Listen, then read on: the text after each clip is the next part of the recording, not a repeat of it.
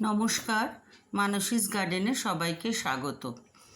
আমাদের বাগানে যারা আমরা বাগানিরা আছি, আমরা বাগান করি যারা, তাদের প্রত্যেকের গরমে একটা খুব সমস্যা যেটা হয় সেটা হলো মিলিবাগের আক্রমণ। প্রচণ্ড পরিমাণে দেখো, এই যে লঙ্কা গাছটার পেছনে দেখো, আর মিলিবাগ এমনভাবে হয় একদম পাতার পেছন দিকটা করে হয়, এবং এদের গায়ে একটা মোমের কোটিং থাকে। সেই কোটিংটার জন্য ওষুধ দিলেও কিন্তু এরা মারা যায় না, এরা যথারীতি আবার নতুনভাবে বাঁচতে শুরু করে।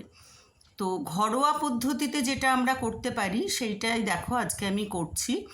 আমি 2-3 দিনের ফ্যান আমি জমিয়ে সেইটা ফ্যানটা যখন পচে গেছে, সেই ফ্যানটাকে পাতলা করে সেইটা দিয়ে স্নান করিয়ে দিচ্ছি। তাহলে একটু অ্যালকোহলিক মতো হয়ে যায়, তো সেইটাতে খুব সুন্দর মিলিবাগ কিন্তু মারা যায়। তোমরা দেখো যে এই লঙ্কা গাছের দেখো আমি পেছন দিকগুলোতে কিন্তু স্নান করাচ্ছি। পাতার ওপরে দিলে তলায় যদি থেকে যায় তাহলে কিন্তু মিলিবাগগুলোকে মারা যাবে না। তো এইভাবে তোমরা করে দেখতে পারো। আমি কিন্তু এই ঘরোয়া পদ্ধতিটাই ব্যবহার করি, না হলে সার্ফের জল দিই কোনো কোনো সময়।